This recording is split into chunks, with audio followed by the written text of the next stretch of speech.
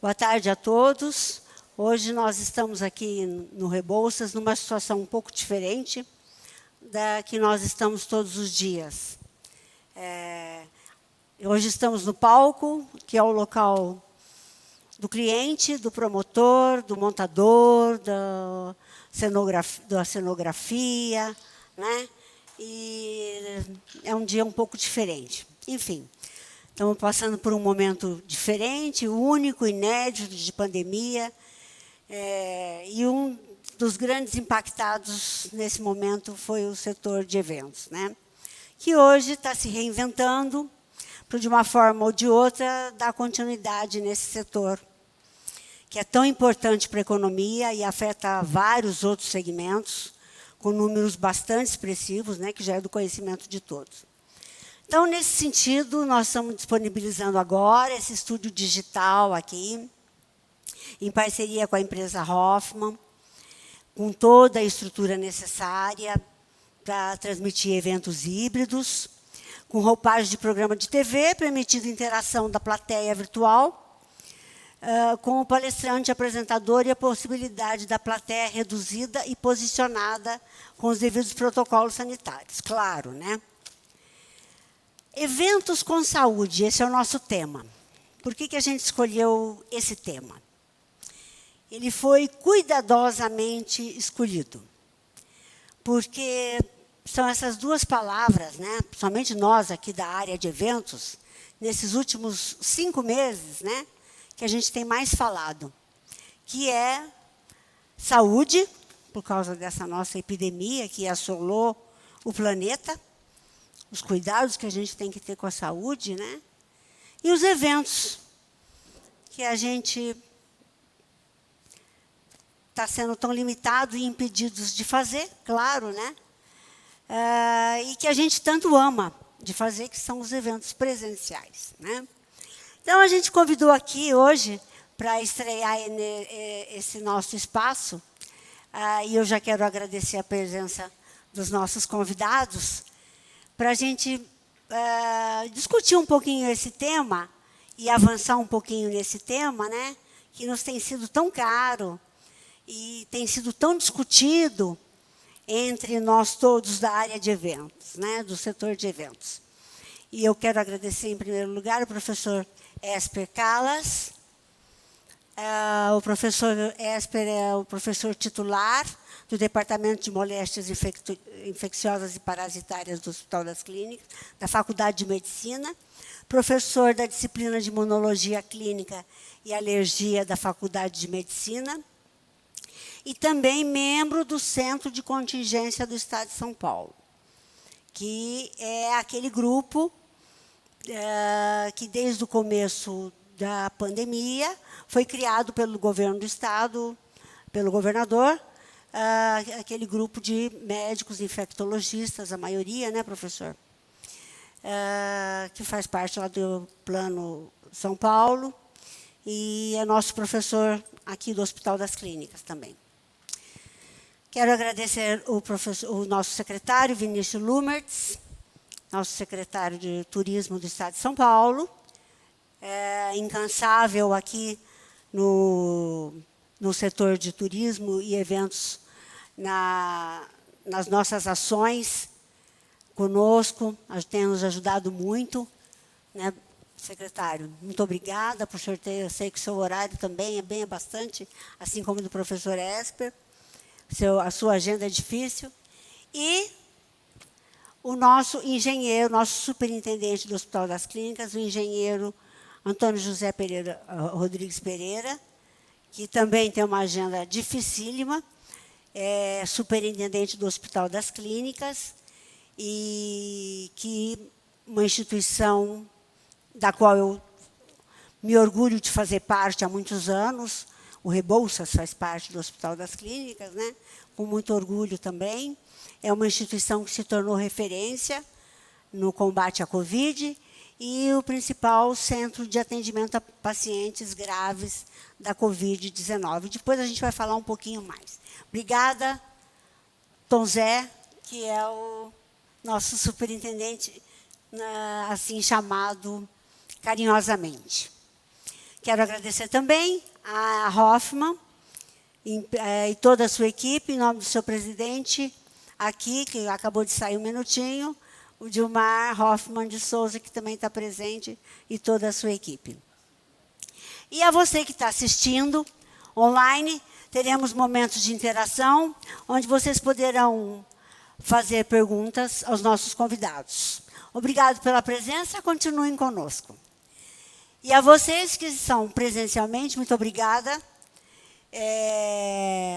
Nós estamos aqui dentro de todos os protocolos, com distanciamento. Obrigada pela presença e por prestigiarem o Rebouças. É um prazer tê-los aqui conosco. Tem clientes, tem fornecedores, muito obrigada. Continuem conosco até o final dessa live.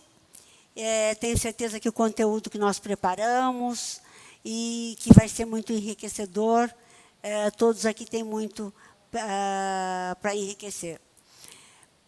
Quero agradecer principalmente agora a equipe do Centro de Convenções Rebouças, que tem sido incansável também, nessa época de pandemia,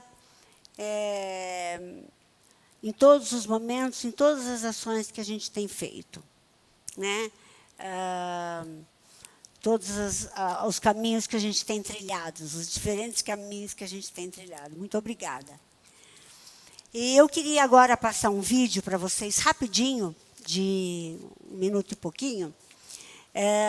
Muito rápido, é um vídeo que nós fizemos dos Centros de Convenções e Pavilhões, só de São Paulo. A gente produziu esse vídeo para mostrar o quanto que a gente está preparado para voltar, para retomar os eventos, né? Então, essa foi uma iniciativa das entidades, da UBRAF, da BEOC, do Sindipron, da Abrace, de todas as entidades do setor, criando os protocolos de prevenção contra a Covid-19, né? Esses protocolos foram validados pelo Hospital das Clínicas. Agora estamos aguardando a publicação do município de São Paulo, para que possamos agora iniciar as feiras e os congressos. E agora, mais recentemente, acho que o secretário já deve até ter recebido, um outro documento que a gente tem uma nova proposta para retomar os eventos de forma gradual, através de uma categorização e diferenciação de risco, né, entre os diversos tipos de evento.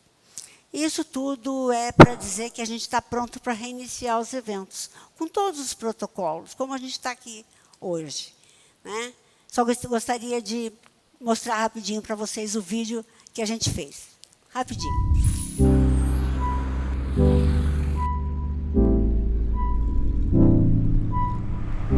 Os Centros de Convenções e Pavilhões de São Paulo se preparam para reabrir suas portas e receber a todos com cuidado, comodidade e segurança. Esta retomada é um passo muito importante para a recuperação da economia brasileira e milhões de empregos diretos e indiretos. Nossa principal preocupação neste momento é zelar pela saúde e bem-estar de todos. Estamos seguindo rigorosamente todos os protocolos de segurança e recomendações das autoridades sanitárias.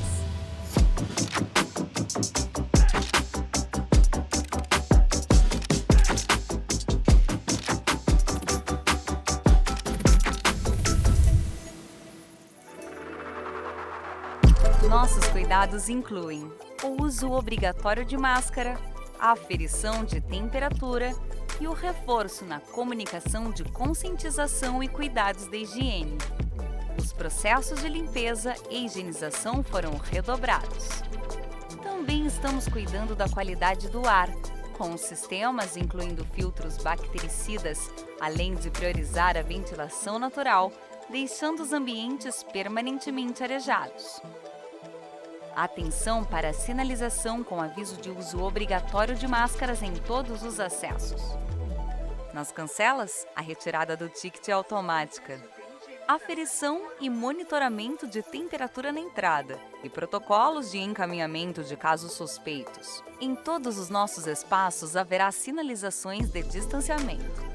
Dispensers de álcool gel também estarão disponíveis em pontos estratégicos.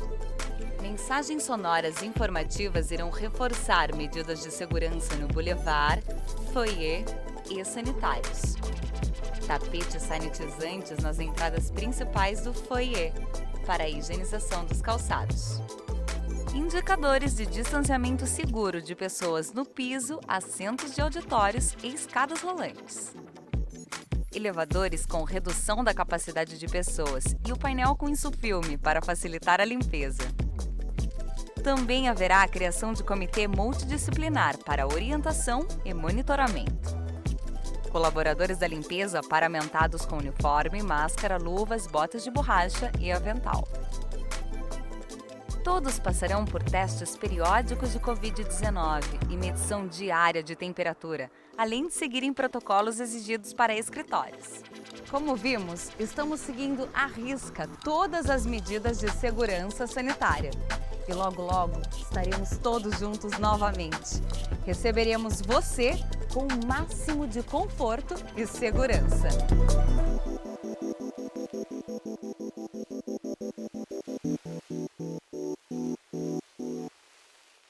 Esses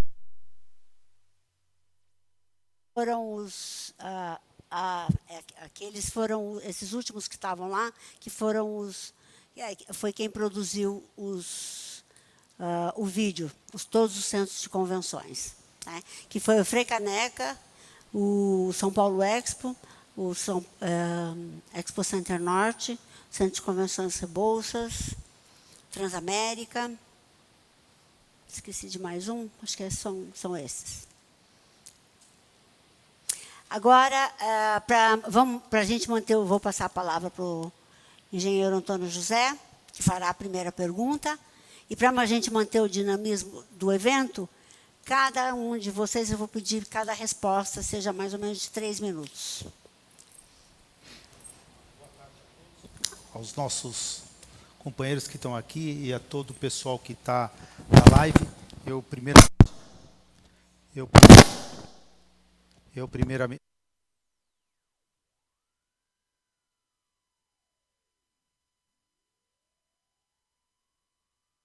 todo o pessoal do Hospital das Clínicas,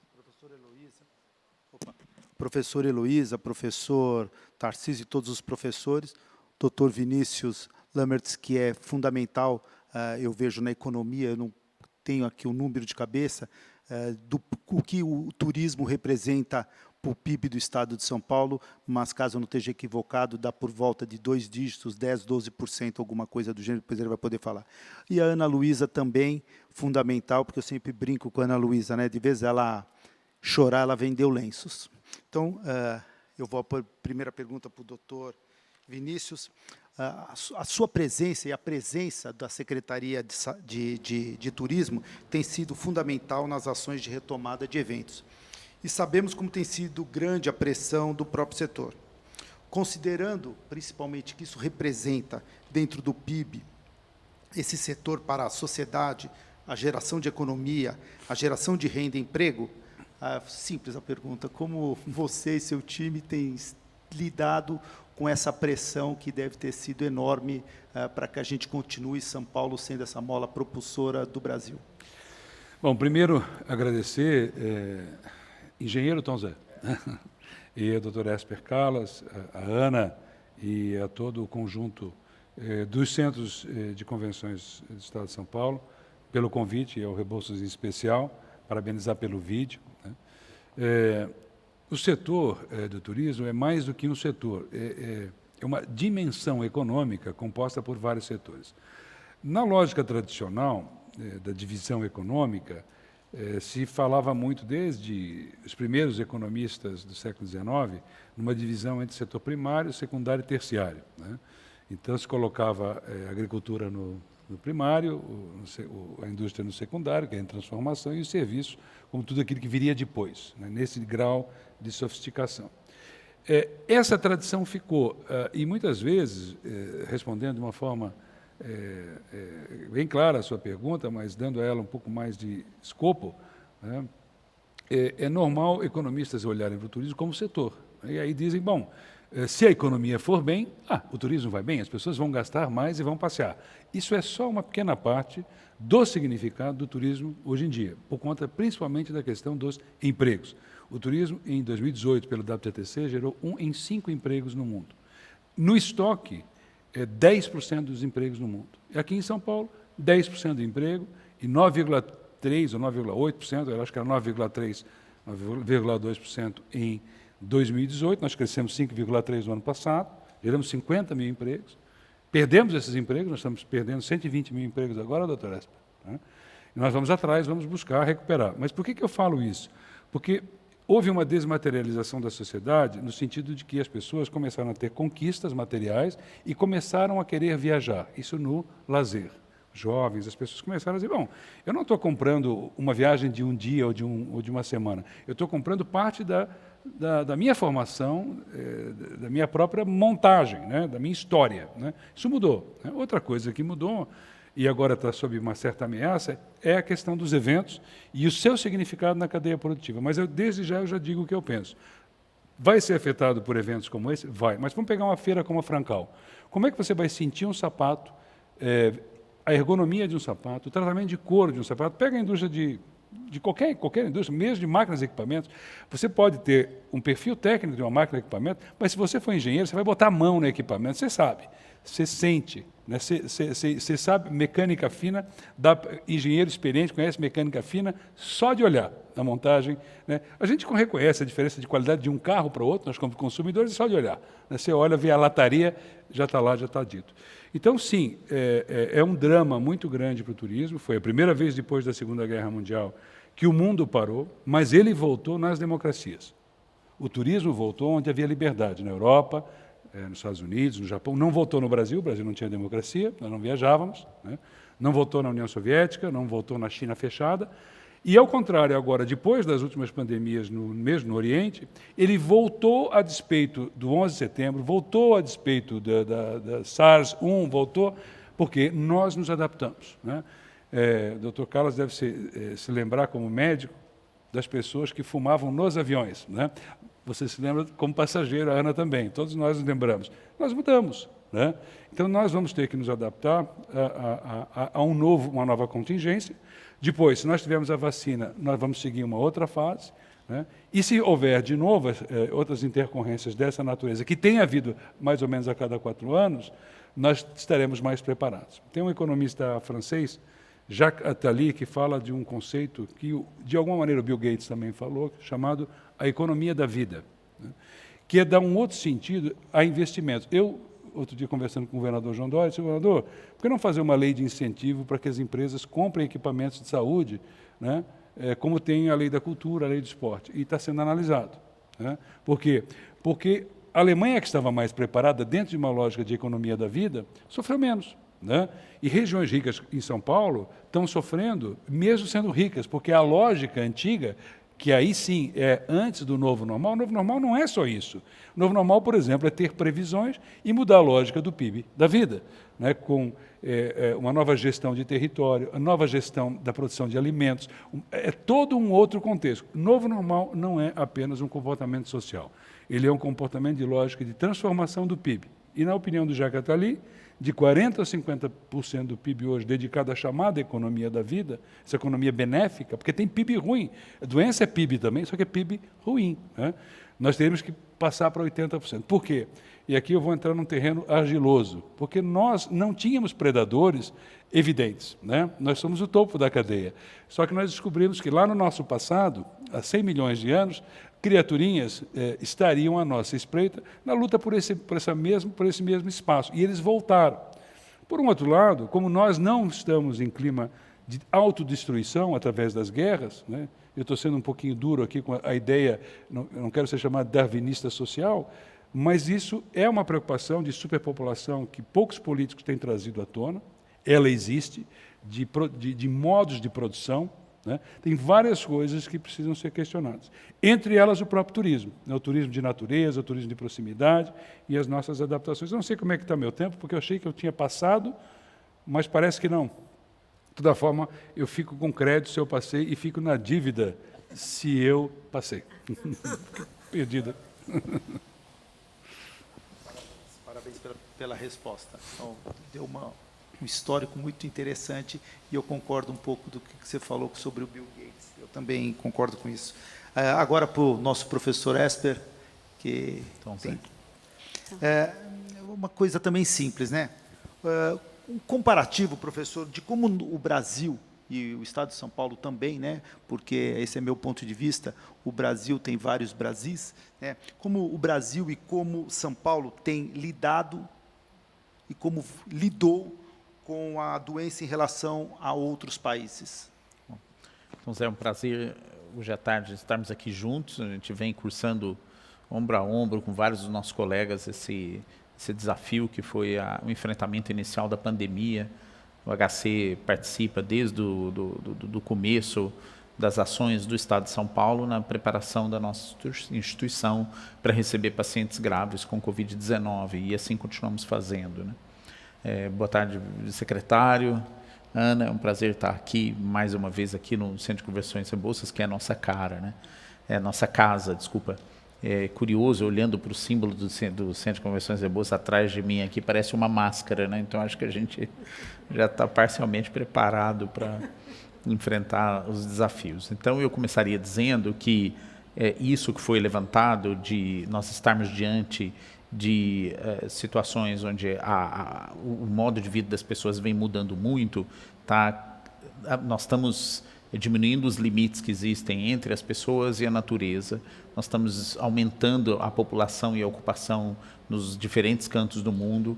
Esses encontros de novos agentes com pessoas que permitam achar as condições ideais para começar a ter uma transmissão vão continuar acontecendo.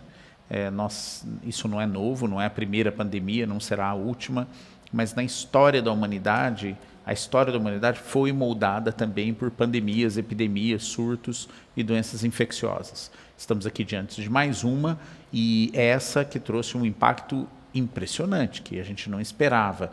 Quando a história começou na China, muito se achou que era mais uma coisa mais exótica que estava acontecendo longe daqui, como teria sido a SARS-1, como teria sido a MERS, para citar 2 coronavírus que a gente pode comparar, mas tantos outros. Infelizmente, a coisa tomou um outro rumo, começou a se espalhar muito rápido, disseminou por todos os continentes, todos os países, e aqui nós estamos. O Brasil e a América, de uma forma geral, têm tido um comportamento mediante a pandemia que é ruim. Nós estamos vivenciando um número muito grande de casos, representamos uma percentagem muito significativa das pessoas que foram infectadas, desenvolveram Covid-19, e esses números foram notificados. Se a gente olhar as Américas, nós temos milhões de pessoas que acabaram sendo acometidas pela doença. Particularmente aqui no Brasil, nós temos um curso da pandemia prolongado. Então, quando a gente compara com os outros países europeus, por exemplo, a gente está vendo que a gente tem aqui uma situação um pouco diferente. E isso reflete um pouco a dimensão do nosso país. Nós não podemos comparar o Brasil inteiro com a Itália, por exemplo, que é um país muito menor. Embora tenha uma população grande, ela é concentrada numa dimensão territorial menor, com centros urbanos mais em menor número. Nós não. Então, em locais, por exemplo, em Manaus, a epidemia já está em franca regressão, em Porto Alegre ela está em franca expansão. Então, nós temos diferentes países, se a gente puder pôr assim, aqui no nosso país, no Brasil. Agora, eu queria chamar a atenção particularmente de São Paulo, que tem uma característica muito peculiar, que nós temos uma epidemia muito prolongada, né, Tom Zé? Foi a porta de entrada, e nós estamos aqui no meio de agosto, ainda com um número grande de casos. E eu estava conversando isso com o Dr. Vinícius antes, que São Paulo, pelo fato de ser um local de onde tem alguém no Brasil, vem algum dia para São Paulo. E acaba que isso semeia São Paulo com pessoas do país inteiro. É isso que faz dessa cidade uma coisa tão cosmopolita, tão diversa e importante para o nosso país. Mas também serve de porta de entrada para a vinda de vírus que estejam circulando em outras regiões. A gente está aprendendo com a epidemia brasileira. Nós temos que estudar isso o mais profundamente possível, que somente um conhecimento aprofundado sobre o que está se passando, vai permitir as melhores ações para o futuro. Aí eu vou deixar para, nas outras perguntas, a gente aprofundar em algum aspecto em especial. E São Paulo? São Paulo, cidade ou estado? É diferente, né? É diferente. Ficou diferente, porque, né? São Paulo, Ficou bem diferente. A cidade de São Paulo tem uma epidemia prolongada, como a gente vem comentando. O estado de São Paulo se assemelha mais a outras regiões do país. Então, eles estão numa fase ainda de enfrentamento franco da pandemia. Algumas regiões do estado já estão experimentando alguma queda, outras ainda estão no pico, e a gente acabou sugerindo nas discussões a criação de um plano sugerido pelo comitê para o governo do Estado de São Paulo. Então, o governo do Estado de São Paulo acabou criando um plano chamado Plano São Paulo para mapear as regiões de acordo com o comportamento da pandemia, baseado em diversas métricas, diversos indicadores, e dar esse código de cores que ajuda a tomada de decisão. O comitê é consultivo, ele não é executivo, ele só sugere as coisas, é o Estado de São Paulo que tem a decisão executiva do que fazer, mas isso acabou fazendo que nós nos preparássemos para enfrentar essas situações. Não só do ponto de vista da ampliação do número de leitos, na melhora da rede de atendimento às pessoas com doença respiratória no país, no estado inteiro, aumento de leitos, principalmente de UTI, mas também de qual era as etapas que deveriam ser cumpridas para a gente ir começando a abrir as atividades, que é sempre dependente da situação epidêmica local. Né? Aqui em São Paulo a gente está na fase amarela faz algumas semanas, o que mostra que a epidemia dá alguns sinais de decréscimo, embora esses números eles oscilem, e a gente tem que levar sempre isso em consideração para terem que serem revistos, e a gente tem que continuar as ações que se adequam a esse plano, para a gente fazer a coisa da forma mais responsável possível. Obrigada, professor. O professor Roger Chamas está online e ele gostaria de dar uma palavrinha. O professor Roger Chamas é o vice-diretor da Faculdade de Medicina e o professor, ele está representando a Faculdade de Medicina, a diretoria toda, e eu agradeço a presença dele. Obrigada, professor. Obrigado, Ana Luísa. Boa tarde, engenheiro Antônio José. É um prazer receber o secretário Lumertz e o nosso colega Esper Calas na nossa casa, como o Esper comentou. Sejam todos bem-vindos. Primeiro, parabéns ao Centro de Convenções Rebouças, que no seu logo, sim, é uma máscara. O Esper está coberto de razão. E muito obrigado pela Hoffman, que nessa parceria está nos preparando para aquilo que provavelmente vai ser o legado da nossa forma de comunicação a partir de agora, onde nós vamos estar repensando muito do que fazemos. Eu tenho certeza que,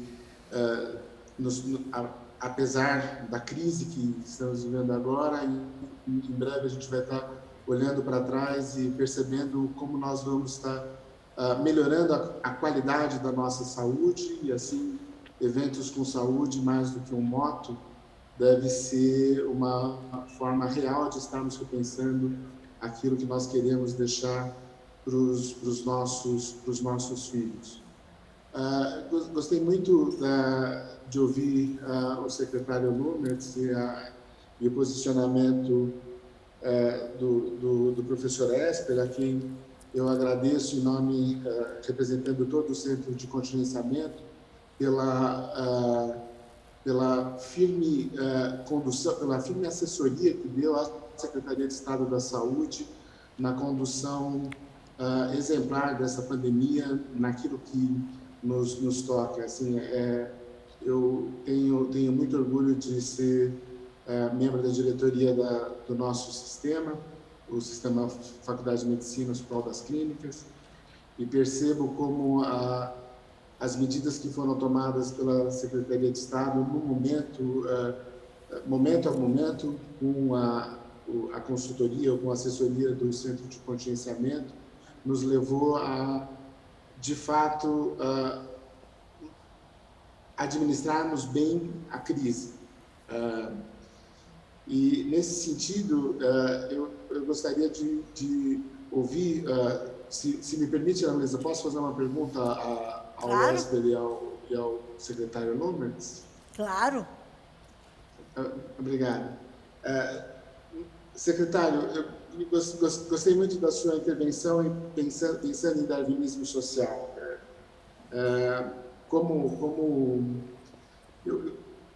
Nós tivemos uma experiência na condução da pandemia que nos chama a atenção da importância de integração. Eu não vejo uma área que necessita de maior integração do que a área de turismo, além, obviamente, da área de educação e além da área de saúde. Como você vislumbra as medidas que nós vamos tomar em políticas de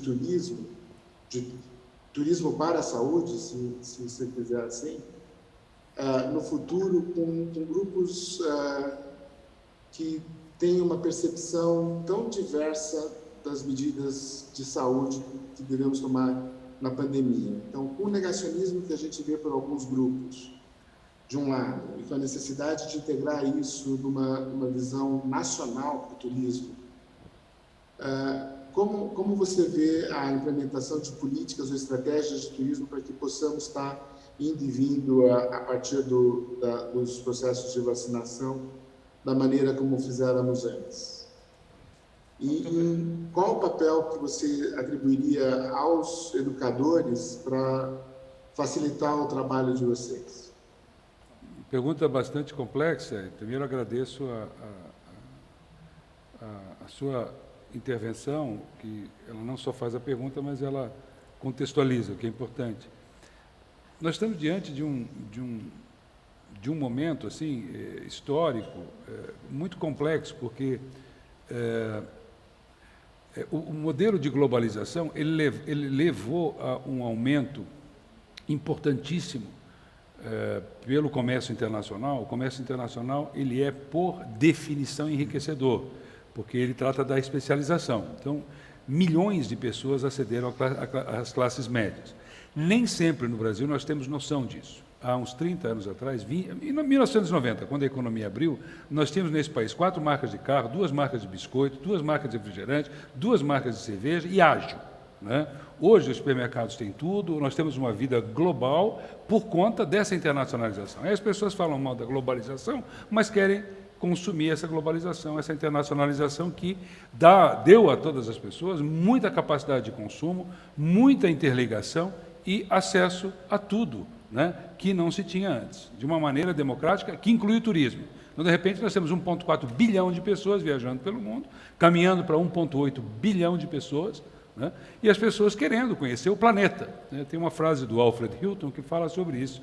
Uma das conquistas mais subavaliadas da humanidade, da civilização, é viagem. Antes, viajar era para reis, ou para poucos, ainda levava muito tempo. Hoje, com a economia, botando dinheiro com cuidado, e com o advento tecnológico, você tem um paradoxo. A tecnologia tirou emprego na agricultura, por isso que na minha introdução eu coloquei essa questão, ela empurrou o emprego para a indústria, fecharam os campos, abriu na indústria, a indústria automatiza, custa $1 milhão para gerar um emprego, muitas vezes, numa indústria como a automobilística, e ela empurrou as pessoas para os serviços.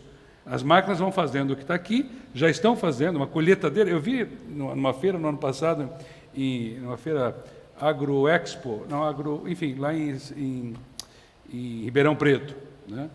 Uma colheitadeira que não cabe nessa sala aqui, nessa mega sala desse evento. Lá tem um homem pilotando com ar-condicionado uma colheita inteira. Então, é muito importante essa questão da ocupação das pessoas e das hipóteses todas que se abriram. O paradoxo, né, é que, nesse momento, tudo isso está sob júdice, né? Tudo isso está com um grande ponto de interrogação. E aí, é muito grave e eu coloquei isso na minha introdução. Quando se parou de viajar, se parou não nas democracias, não onde havia o comércio internacional. E aí, por que cai o Império Soviético? Por que caem aqueles regimes? Porque eles não conseguem dar afluência social à sua população. Agora, quem vai ter afluência social, quem não vai ter? Quem saiu bem da pandemia, da gripe espanhola, se saiu melhor, segundo estudos, porque conseguiu se organizar, né? Mas o mundo hoje não tolera, pelo seu grau de interdependência, muito mais instabilidade, porque você não pode ter regiões instáveis, porque a instabilidade ela se comunica muito mais do que no passado, né? Não só pelo comércio, mas também pela política, pelas religiões, né? Pelos cantos civilizatórios. Então, é um mundo muito, muito mais sensível, né? E, nesse mundo, o turismo, esse turismo mais amplo como dimensão, ele é um promotor da tolerância. Ele quando nós viajamos, mesmo a negócios, nós somos seres curiosos. Nós queremos conhecer o outro, nós queremos conhecer o outro lugar, nós queremos conhecer a história, e quem recebe quer contar uma história. Isso é muito diferente do que você citou no início, doutor, que foi justamente essa história da xenofobia, da divisão, do sectarismo, né? Tudo é ao contrário. Esse movimento é um movimento centrífugo do turismo, e esse movimento de nacionalismo é centrífugo, né? E isso nós vimos no século passado, na guerra dos nacionalismos europeus com as democracias. Venceram as democracias por um triz, e ainda tiveram que se juntar com o regime soviético para que isso acontecesse, né?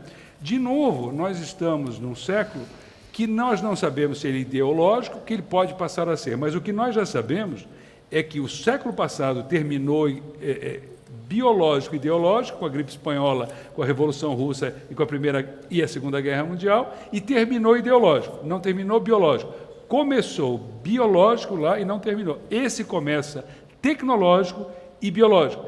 E ele vai, tanto a tecnologia quanto a biologia, elas vão ter que estar juntas. Por exemplo, nós chegamos em Dubai hoje, já tem teste na chegada. Então, eu sou daqueles que têm fé que a tecnologia poderá nos salvar, que o nível de crescimento de consciência humana do que está acontecendo pode melhorar nossa escala de consumo, mas daí nós temos que mudar o turismo para parques naturais, para a natureza, para o mar, e nos espalharmos e mudarmos o conceito. Problema: o Brasil tem muito preconceito contra isso tudo. Veja que nos Estados Unidos tem 320 milhões de visitantes em parques naturais, com 1/3 da nossa cobertura vegetal. Fala só da cobertura, não da densidade de bioma. E nós temos 12 milhões, eles têm 320 milhões de visitantes. Quando se fala em marina, em mar, o mundo inteiro está repleto dessas alternativas. Nós não, porque tem muito problema com o ambiente de negócio. Nós estamos lutando para mudar esses ambientes, para gerar investimentos, gerar oportunidades, espaço. A cultura é outro meio, né? Para que as pessoas queiram coisas diferentes e deem oportunidades a micros e pequenas empresas. Você imagina um turismo de proximidade em São Paulo, tem muita coisa para descobrir, mas é preciso organizar isso tudo como prioridade política. E é o que nós estamos tentando fazer, que o governo João Dória, com o Plano São Paulo para Todos, nós vemos desde o primeiro dia. Agora nós estamos mandando legislação de distritos turísticos para ter parques temáticos aqui, legislação de rotas cênicas, para que tenhamos as rotas cênicas aqui. Só que tudo isso é muito difícil, e aqui eu vou falar com muita clareza. O Brasil é um país muito conservador, muito difícil de mudar, né? Nós estamos confundindo há muito tempo no Brasil a nossa informalidade, a nossa capacidade de sermos informais com modernidade.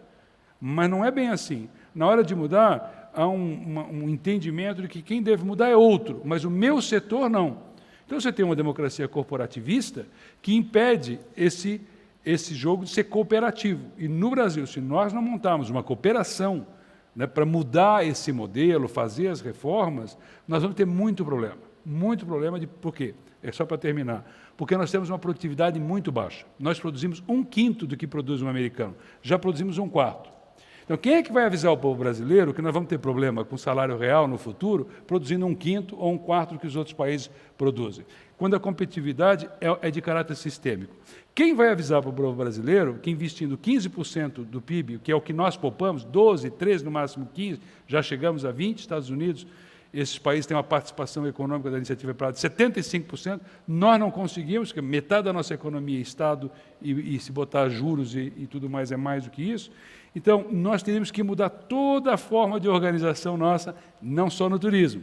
Reformas e mudanças, reformas e mudanças. E, para terminar, dizer assim, se nós conseguimos fazer no agribusiness, e conseguimos fazer uma revolução no agribusiness, só tem um outro setor no Brasil que nós somos campeões mundiais em potencial, que é o turismo. Nós somos o primeiro potencial natural para desenvolver turismo no mundo e o 8º potencial cultural. Mas é para isso se transformar uma prioridade política, é a transição que nós vamos fazer. E o turismo local é a oportunidade. No agribusiness, nós éramos importadores de alimentos, viramos exportadores, porque tínhamos o potencial. Eu não vou me alongar muito, mas é por aqui que nós temos que andar, aonde nós temos tamanho. O Brasil importa onde ele tem tamanho nesses 2 campos de atuação, e aí nós teremos perspectivas. Com o casamento de saúde, com ciência e tecnologia, né, com meio ambiente, eu acho que nós podemos fazer isso. Primeira coisa é retirar da sala o que você falou ali, preconceito, ideologia, e pensarmos com as nossas próprias cabeças e não com a cabeça dos outros, porque tem muita gente pensando com a cabeça dos outros, aqui e aqui, né? E a verdade, dizia Aristóteles, está no meio, né? Tem um enorme meio, que é o meio onde as pessoas, nós precisamos usar os nossos neurônios, tirarmos as nossas conclusões e vemos o que é de interesse do Brasil hoje. Hoje. Obrigada. Obrigada. Você pergunta agora? Mais uma pergunta para o doutor Vinícius. Eu gostaria até Eu vou ser mais rápido. Gostaria até de outra pergunta, mas como nós temos aqui muitas pessoas que são do grupo de centros de convenções, então eu vou tramitar para a parte. Ou seja, nós começamos em dezembro, né? Ou seja, com a epidemia na China, e aí foi caminhando para a Itália, França, Espanha, Alemanha, pegando a Europa, e vindo para o Brasil, Estados Unidos e toda a América do Sul, América do Norte. Particularmente também, quando você começa a ver a retomada dos eventos em alguns países, você vê, por exemplo, na Alemanha, você vê na China, você já vê alguma coisa na França, na Espanha e na Itália. E também agora, por exemplo, dando um exemplo aqui no Brasil. Com essa plateia, que tem muita gente aqui do Centro de Convenções, quais são as lições aprendidas observando tudo isso que aconteceu nos outros continentes? E o que nós podemos, para o senhor? Bom, aqui nós fizemos juntos os protocolos, construímos com as entidades que são as promotoras desse evento a nossa contribuição do setor, nossa, para o centro de contingência. Então, nós fizemos tudo aquilo que vocês trouxeram dessas experiências do exterior, e de fato a China está andando, a Alemanha está andando. A França, nós fizemos um webinar junto com o presidente mundial da GL, de Lyon, ele estava em Lyon, né? E ele mostrou a abertura programada, faz um mês e meio, que estava programada para 1º de setembro na França. E mesmo na França, fora aqui na Europa, os protocolos são diferentes, as aberturas são diferentes por país, mesmo na França tinha diferença, né? Porque tem regiões que estavam em patamares diferentes dessa misteriosa doença, doutor Esper, misteriosa doença, né? Então, assim, é uma situação dura, difícil, porque você gerencia uma parte do que é conhecido e você é obrigado a gerenciar o desconhecido. E gerenciar o desconhecido é muito, muito desconfortável, né? Porque você precisa fazer previsões, você precisa fazer contingências. No Brasil, aqui em São Paulo, nós tínhamos a previsão para abrir eventos sentados dia 27 de julho, né? Eventos sentados, em congressos e tudo mais, inclusive a previsão de abrir cinemas e tudo mais, e a Prefeitura de São Paulo decidiu, porque ela já estava na época em 4 semanas amarelo, que ela não faria isso no amarelo, só quando chegasse ao verde, como estava previsto no início, né? Nós estávamos querendo trazer para o amarelo, né? E depois nós propusemos para o verde a abertura, isso foi dito em coletiva de imprensa, para o dia 12 de outubro, né? Inclusive tem um evento que não vai mais acontecer nem lá no Imigrantes, vai acontecer no Rio, que é o Boat Show, não é no Rio, é na USP, na raia da USP, né? É uma tentativa de inovação. E o Imigrantes, por exemplo, vai começar com eventos efetivamente em novembro. Então, assim, não é uma situação fácil, porque a diferença da abertura de um restaurante, que também estão sofrendo muito, você consegue abrir um restaurante em 2 semanas, 1 semana. Uma loja em talvez menos, né, o estoque está ali.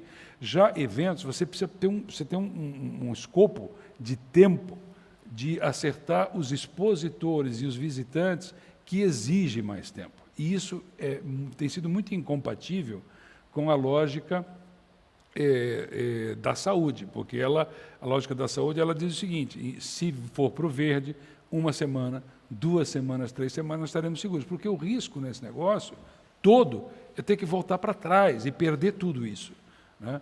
E essa interdependência coloca São Paulo numa posição de responsabilidade não só em São Paulo, mas no Brasil, porque por mais que nós temos diminuído o turismo internacional de 2,5 milhões de pessoas para São Paulo, ainda tem 870 mil passageiros chegando. Por mais que nós tenhamos diminuído os 20 milhões de brasileiros que vinham para São Paulo ou mais, nós ainda temos 8 milhões de pessoas, de viajantes, né?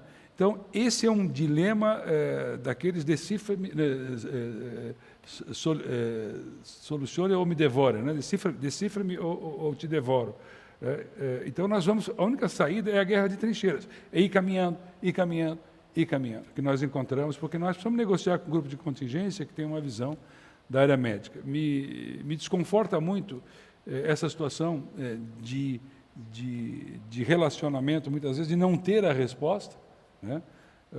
Mas nós vamos ter que lidar um pouquinho mais com isso. Nós teremos a vacina, várias vacinas, não é uma vacina, né, que poderão nos dar um conforto adicional um pouco mais para frente, mas até lá vai ser no regime adaptativo. Nós vamos ter que nos adaptar às circunstâncias como elas se apresentam.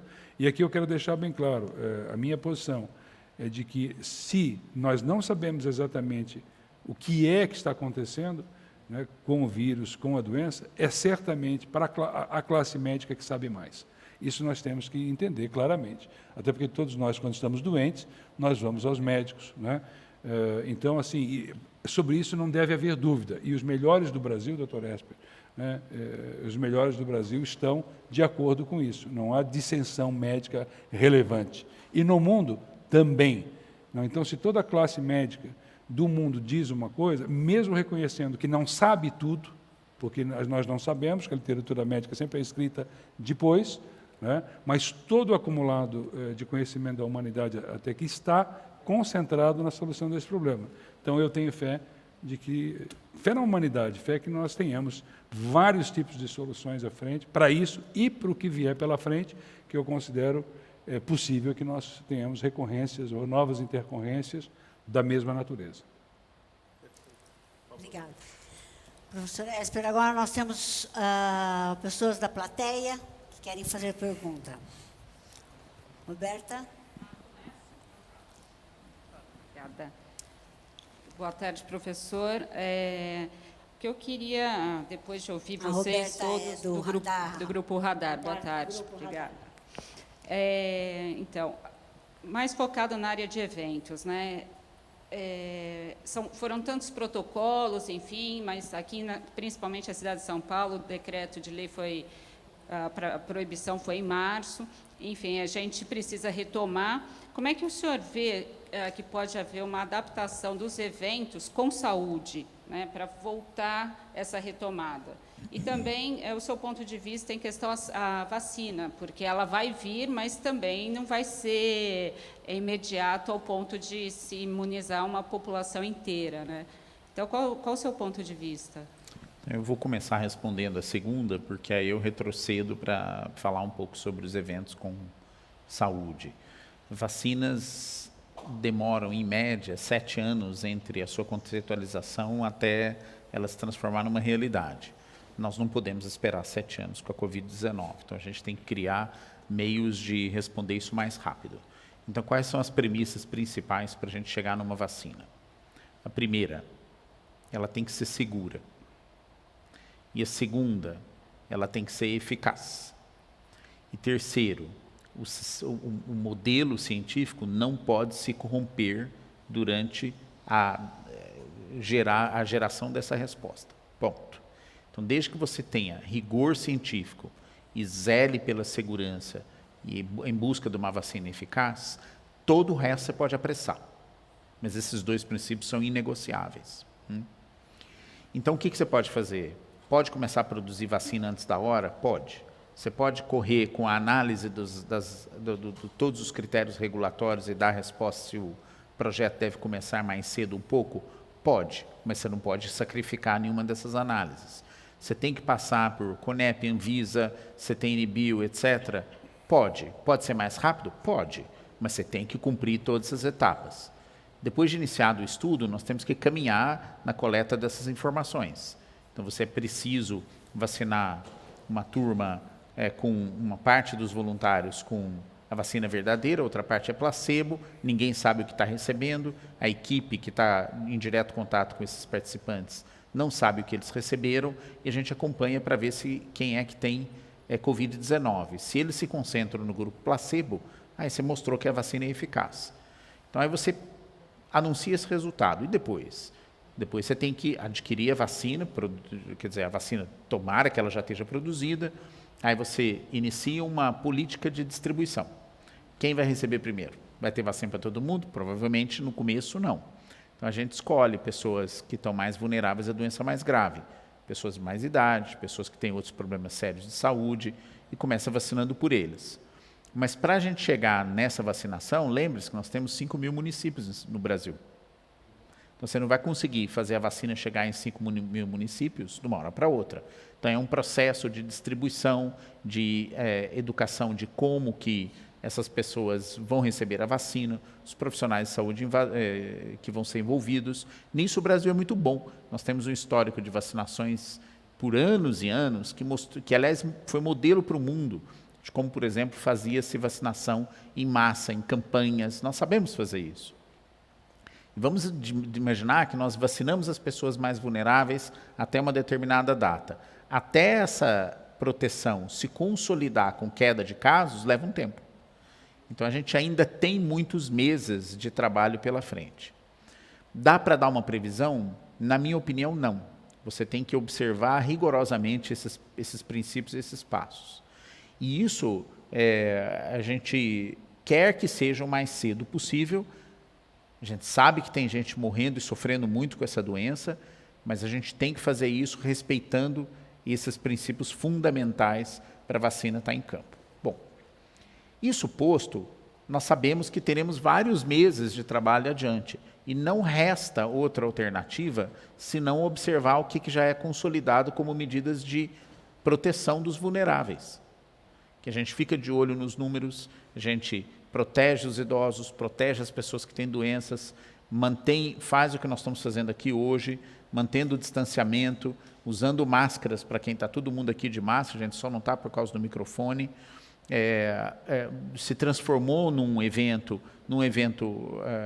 presencial, num evento que é fundamentalmente à distância, virtual, em ambiente virtual. Então, a gente vai fazendo essas adaptações junto com manutenção da nossa capacidade de atender a quem precisa, junto com a manutenção da capacidade de fazer testes e fazer diagnóstico rápido das pessoas. Então, a gente tem que fazer tudo isso, monitorizar, manter a nossa vigilância, interpretar os dados, acumular conhecimento para tomar as medidas que sejam mais substanciadas em informações científicas possível. Respondi tudo. Vou fazer um comentário, ficou um vazio aqui, eu já entrei, né? Que tem, assim, que eu tentei, de alguma maneira, colocar no início, que você faz a gestão do que você conhece, mas é obrigado a fazer a gestão do que você não conhece, ao mesmo tempo. Então, o que a gente conhece são os protocolos, então nós vamos operá-los. Mas tem novidades, porque a cada momento a gente vê uma novidade ocorrendo. Há um teste de saliva que está sendo testado. Aí é mais fácil, né? Você pode, se o teste for mais rápido, agora Dubai está testando na chegada. Se você chegar em Dubai e for testado, você tem um seguro de 150 mil euros pago pela Emirates, né? E você vai para a sua quarentena e você tem uma solução. Agora, se você puder ser testado, por hipótese, nessa corrida de adaptação com a vinda da tecnologia, é uma corrida de cá e uma corrida de lá, para se encontrar, né, no meio, né? É aí que tem a hipótese de você dizer, olha, tem uma novidade e agora na adaptação, no novo normal, agora a máscara vai ser translúcida e vai ter uma nova tecnologia que não vai ser mais essa máscara.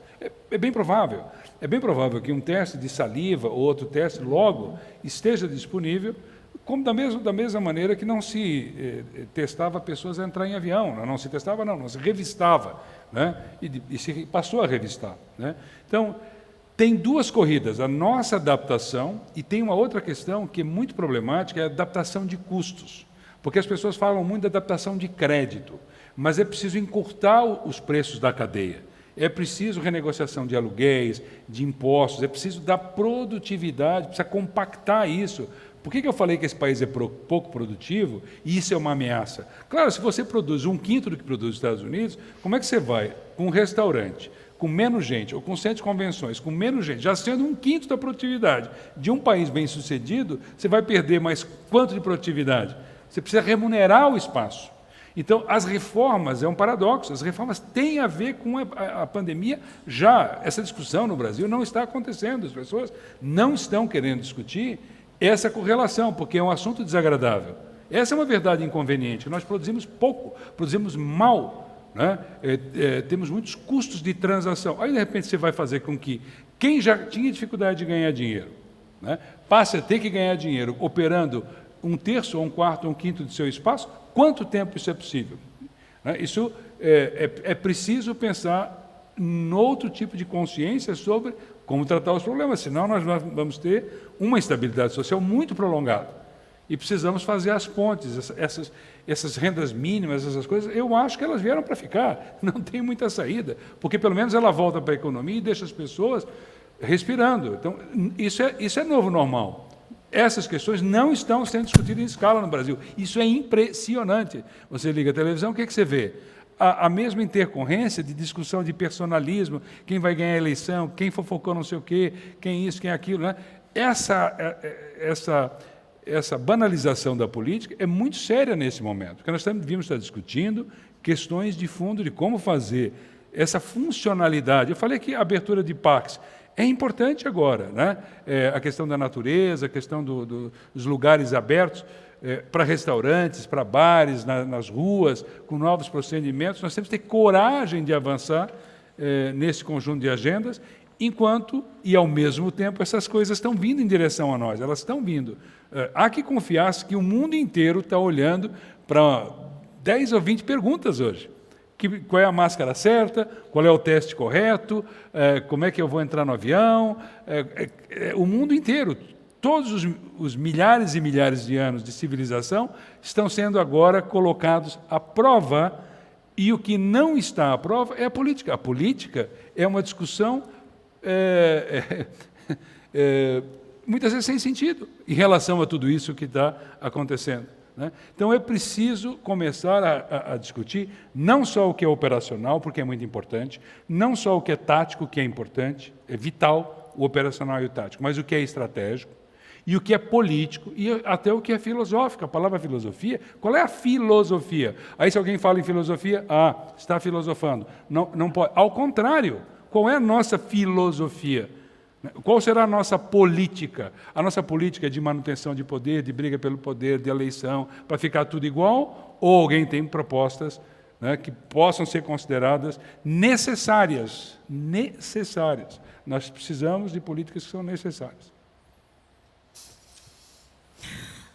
Eu gostaria de chamar o Sérgio Junqueira agora, da revista Portal Eventos, para fazer uma pergunta que está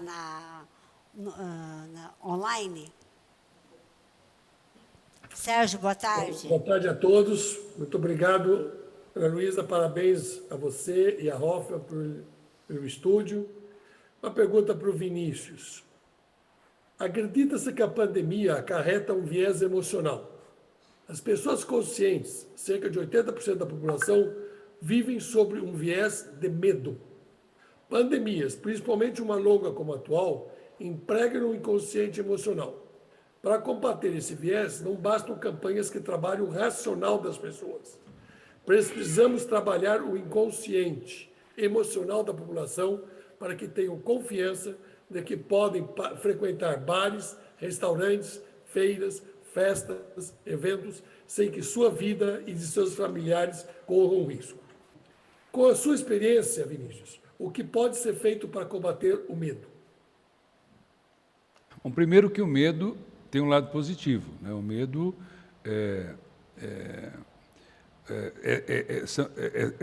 é um dos dois instintos básicos, né? Lutar ou fugir, né? Isso é atávico do ser humano, é da própria lógica da sobrevivência. E o medo faz parte, porque o medo é um alerta que tem milhões de anos, né? Nós somos descendentes do vírus, talvez, bem possivelmente, né? E ele veio cobrar uma conta, né? Ele está na luta desde o início. Nós chegamos bem depois, ele tem 100 milhões de anos, acho que nós temos 100 mil, né? Então, o medo nos trouxe até aqui. Medo, a preocupação, a preocupação, o plano, o planejamento, né? E tem duas grandes tendências na humanidade, se nós utilizássemos a divisão do Maturana. Maturana já está velhinho, é um antropólogo e sociólogo do Chile, e ele dividiu o ser humano com duas grandes características. Uma que é do predador e outra que é do simbionte, né? O predador é aquele leão que caça. O simbionte é aquele que convive, é a matilha de lobos, né?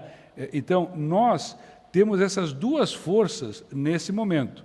E o medo, ele é tanto individual quanto coletivo, né? E ele, muitas vezes, hoje, pela estrutura de comunicação de massa, ele é orquestrado.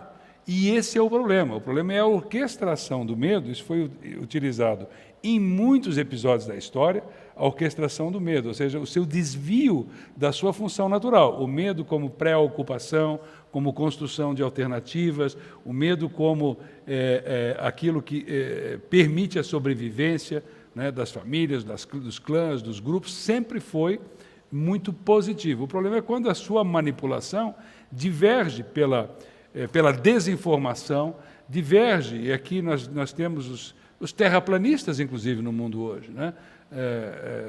Para um terraplanista, provavelmente caminhar até o fim da Terra significaria cair num abismo. Quer dizer, eu estou usando isso apenas como uma figura de retórica, mas para mim, uma grande preocupação, não a lógica do medo, porque o ser humano tem inteligência individual e coletiva. A minha preocupação é a manipulação do medo, tanto para um lado quanto para o outro, tanto para o lado de excesso de cuidado quanto de nenhum cuidado, né? Quando, na verdade, a dosimetria é que faz a diferença, e eu estou aqui do lado de médicos, né? A dosimetria é que faz a diferença entre remédio e veneno, né? Então, o medo, ele é bom enquanto remédio, não enquanto veneno. E nós estamos sendo envenenados em alguns momentos por essa manipulação do medo. E nós temos que nos cuidar para não repetir isso. Nós temos que ter muito cuidado quando a gente dá o like e dá compartilhamento, porque nós podemos estar contribuindo para isso, né? Eu não sei se foi o Nelson Rodrigues que disse, não sei, alguém disse, que o problema do mundo não seria o domínio dos idiotas porque eles são competentes, mas sim porque eles são muitos, né? É bem a cara do Nelson Rodrigues, né? Então nós temos que cuidar para não fazer papel de idiotas, né? Replicando coisas, repetindo coisas, sem pensar, sem reflexão, e nos nossos grupos refletirmos, como estamos tentando fazer aqui, refletirmos, não dizer nós concordamos com A ou com Z, né? Porque está de A a Z, mas sim que nós estamos aqui discutindo objetivamente. E aí o medo é instrumento, né? Ele não é despótico, né? Ele é parte da nossa natureza, do nosso aprendizado. De acrescentar, dizendo que a gente está vendo essa politização e essa extremação de opiniões que é danosa. E eu insisto que em todas as crises que a gente viveu até hoje, a melhor arma é ter acesso a boa informação. Se a gente conseguisse incutir nas pessoas a necessidade de sempre buscar a origem dos fatos, procurar saber a realidade do que está por trás de um post ou de uma notícia, a gente ia ser uma sociedade bem melhor. Eu sou otimista, eu acho que a gente está melhorando, apesar de tanto caos, mas isso é um exercício permanente que tem que ser feito. Acho que tem mais uma pergunta da plateia. Acho que é a última pergunta, se não tiver mais nenhuma. Boa tarde, eu sou a Viviane da RV Eventos e a minha pergunta é para o secretário, Dr. Vinícius. Nós gostaríamos de saber se o Carnaval, como ele impacta diretamente com o calendário de eventos, se ele já tem uma nova data para 2021. Não, ainda não tem. Eu conversei um pouco com o João Nargi sobre isso, na direção de nos reunirmos todas as entidades para conversar, porque existe... Bom, primeiro que existe um impacto de 220, 230 milhões só daquele evento que acontece na passarela. E existe um impacto de 2 bilhões de reais do carnaval que se transformou no maior carnaval do Brasil, que é o Carnaval de Blocos, Carnaval de Rua de São Paulo. Então, isso em si já é um problemaço para nós, né? Mas o que está se levantando é que se nós trouxermos o carnaval para um momento que bater com as feiras, né, lá para frente, para maio, para junho, que tipo de problema nós traríamos para a equação? Eu acho que assim, uma sociedade madura é uma sociedade que faça exatamente o que nós estamos fazendo aqui, que a gente fale a verdade e que a gente construa e dialogue, porque é possível, inclusive, achar uma saída diferente de um perde-ganha. É possível imaginar uma alternativa até que possa ser vitoriosa para nós todos, né? Então, assim, nesse momento, mais do que nunca, é o diálogo, né? Quer dizer, o Nargi trouxe informalmente, eu estou aqui dizendo publicamente para todas as entidades que ele trouxe informalmente, ele disse, olha, vamos fazer uma reunião sobre isso, vamos falar com a turma do Carnaval, ver o que uns pensam, ver o que outros pensam, e vamos tentar recuperar as perdas que nós tivemos parcimoniosamente, né? Nós precisamos continuar a arranjar meios de fazer campanhas. No ano passado nós crescemos bem nesse sentido de divulgar o turismo, a campanha São Paulo para Todos, mas nós temos muita coisa boa aqui, o turismo de compras, né, o turismo na área de vários segmentos diretos, mas também indiretos, como os arquitetos, por exemplo, que vêm a São Paulo comprar itens de decoração, e assim sucessivamente, moda feminina, moda masculina, são muitos os segmentos do turismo de compras. O turismo de saúde, São Paulo é um polo de saúde, né? Pena que no Brasil nós temos tantas restrições, eu acho que, doutor Carlos, nós temos que começar a conversar um pouquinho. Você vê anúncio da clínica de Cleveland, não há irresponsabilidade, na minha opinião, de colocar que tem uma clínica em Cleveland, né? Aqui, se você fizer isso, aí tem um problema. Eu acho que o conservadorismo que eu falei no início não quer dizer irresponsabilidade em relação a mudanças, mas nós temos que perguntar se as soluções do passado não eram boas para o passado e que talvez não sejam tão boas para o presente. E se nós movermos todos os setores, nós talvez tenhamos surpresas, que o movimento de vários pode fazer com que haja uma grande mudança, talvez pequenos movimentos, né? E os vários tipos de turismo, né? Fazer com que as pessoas fiquem no final de semana. Muita gente vem aqui, trabalha durante a semana, não olha nem para ver se tem alguma coisa para fazer no final de semana, né, para fazer o pleasure, né, o turismo que junta as duas coisas, né, o prazer e enfim, tudo. Isso é comum no mundo inteiro hoje. Nós ainda estamos começando. Então, se nós olharmos para tudo o que acontece no mundo e nos perguntarmos por que não adaptarmos as coisas aqui, com, evidentemente, a nossa criatividade, essas adaptações todas nos dariam respostas fantásticas, porque nós temos um atraso, parece que nós temos uma rodada na pista, uma volta atrás, em cada coisa que a gente faz, tem uma rodada atrás, porque a gente demora para mudar, né? E esse é um caso. Numa visão tradicional, nós temos um problema. Eu não sei se vai ser um problema. Por que vai ser um problema? Não, porque sempre foi de outro jeito. Bom, mas também nós temos uma pandemia. E aí, o que nós vamos fazer? Eu acho que nós devemos dialogar e é possível trazermos soluções boas, satisfatórias ou até excelentes, quem é que sabe, né? Resolver numa outra data, né? Porque olha, daí o cliente chega... As melhores bebidas e comidas do mundo foram todos desastres. O cara foi fazer vinho, deu champanhe. O outro foi fazer deu brandy. Aí o cara misturou não sei o quê, deu feijoada. Aí sobrou coisa lá na Espanha, fizeram a paella. Então, sabe, tem saída. A gente tem O cliente chega e pergunta, eu vou fazer em maio, mas talvez tenha carnaval em maio ou é junho? Ou é julho? Então, eu preciso resolver quando que vai ser o carnaval. Conversar logo. Para marcar o evento. Então, quer dizer, a gente já ficou o ano inteiro sem fazer evento.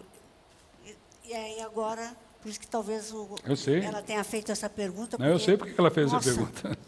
É um problema para resolver, né? Nós estamos ali, né? Secretário, o senhor sabe.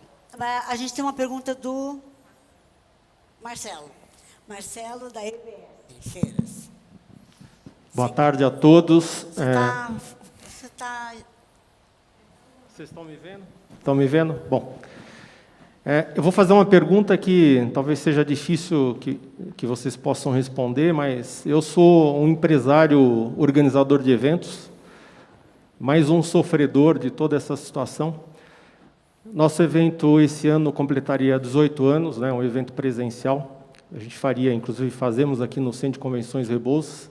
O evento acontecia em junho, depois prorrogamos para julho, depois agosto e, por final, setembro. Aí chegamos à conclusão que, nesse ano, seria virtual.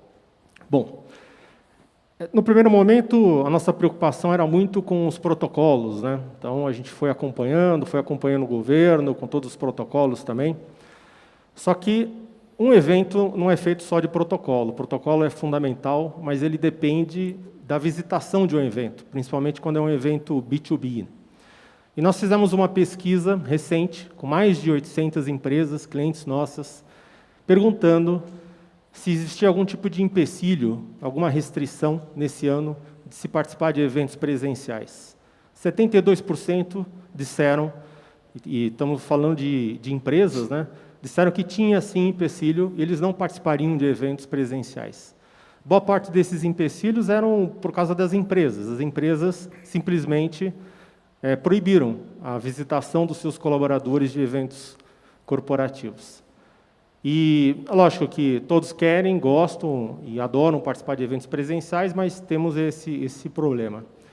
Então, eu vou fazer nesse ano virtual e já marquei em junho, dia 15 e 16, para realizar o evento presencial. A pergunta é, boa parte disse que só volta a participar com uma vacina. Será que a gente consegue, ou melhor, será que eu vou conseguir realizar o nosso evento presencial em junho?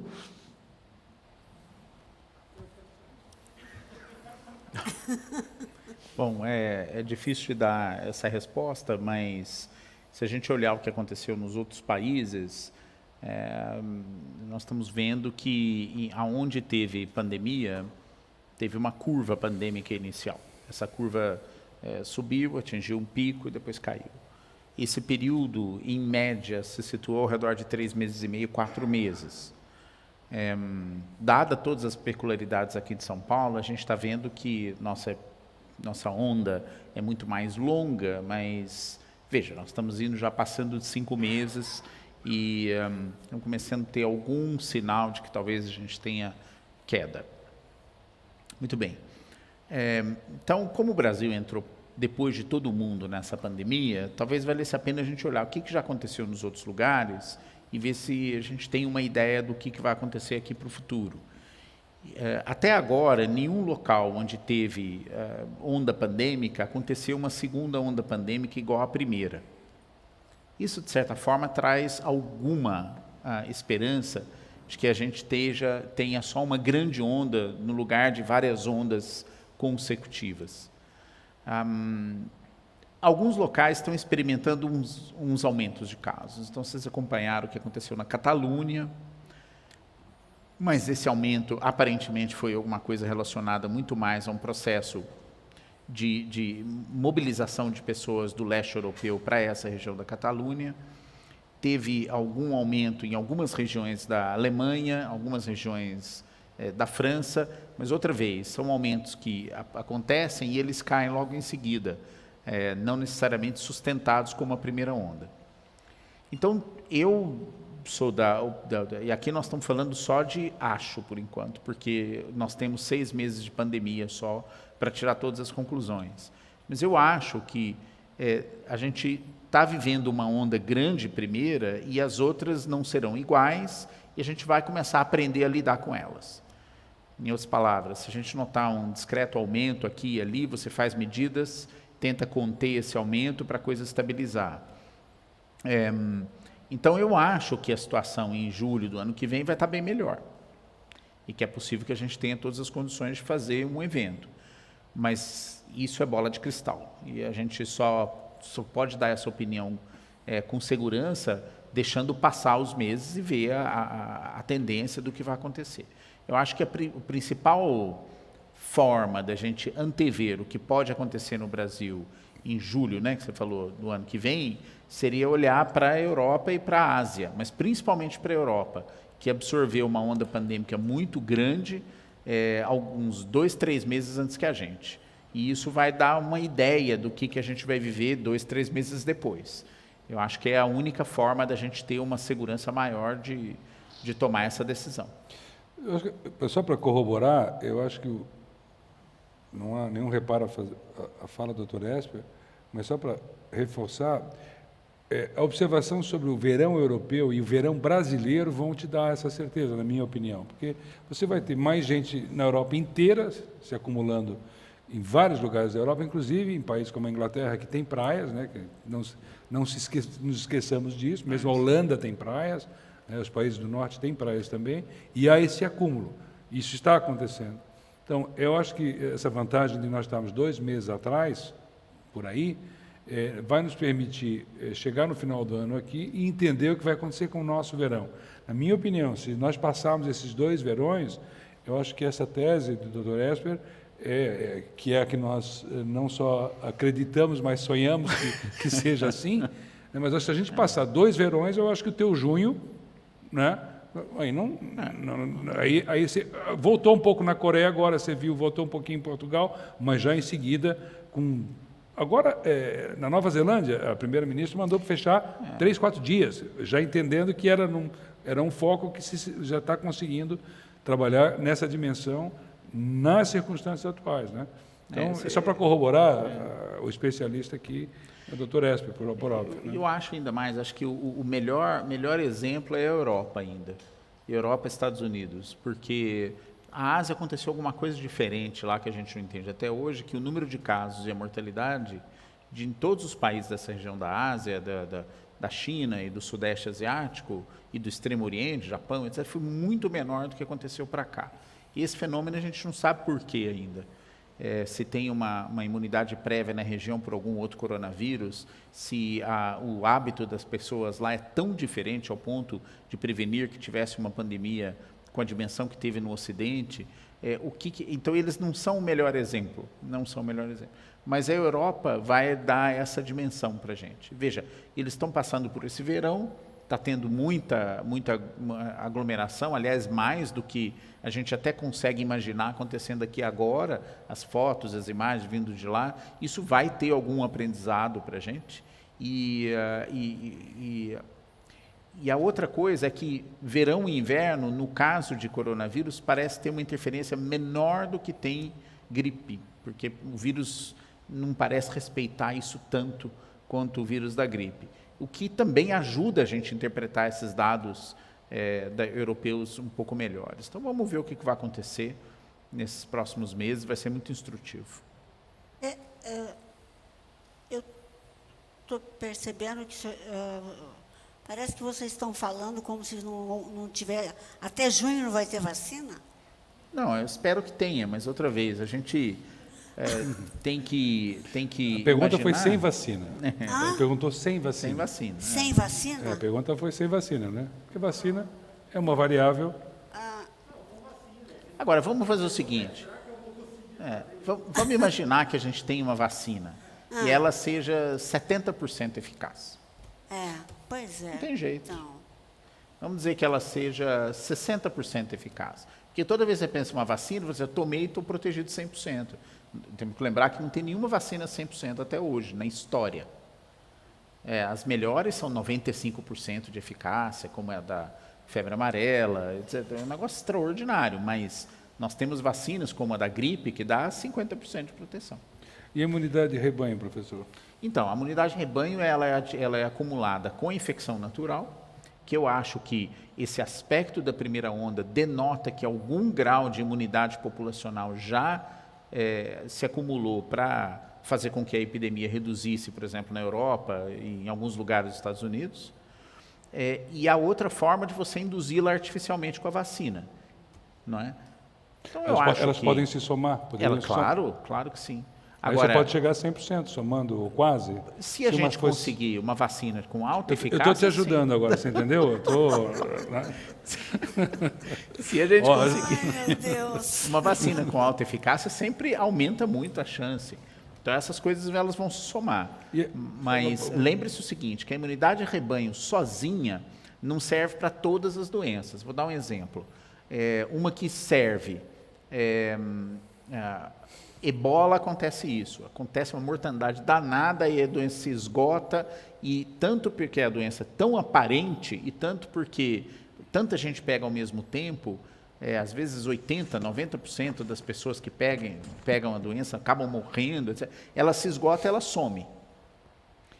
Agora, olha para o sarampo, que nós temos uma doença super transmissível, que nós temos uma vacina, e mesmo assim ainda a gente tem casos de sarampo. Então, não é uma medida fácil. A gente vai ter que trabalhar com essas variáveis todas. Agora, você não vai deixar de fazer um evento por causa do sarampo, porque a gente tem as medidas de contenção, de proteção e formas da gente lidar com maneiras de proteger, especialmente os mais vulneráveis. Embora a vacina do sarampo seja universal, todo mundo deva tomar. Espero que isso seja a situação do novo coronavírus no ano que vem. Deus quiser. Ok, eu acho que já estamos chegando ao fim, já passamos até um pouquinho da hora do nosso evento, e quero muito agradecer os nossos convidados, quero agradecer a presença de todos, quem está aqui na nossa plateia, quem está online, muito obrigada pela presença de todos, quero agradecer a Hoffmann, e espero encontrá-los da próxima vez e espero que tenha sido proveitoso para todos vocês. Muito obrigada. E obrigada mais uma vez ao engenheiro Antônio José, ao secretário e ao professor Esper. Muito obrigada. É um prazer estar aqui com vocês essa tarde. Obrigado. E a vacina nós iremos aprender ao novo normal, sem ela, com ela, nos eventos. Isso mesmo. Se Deus quiser. Muito obrigada.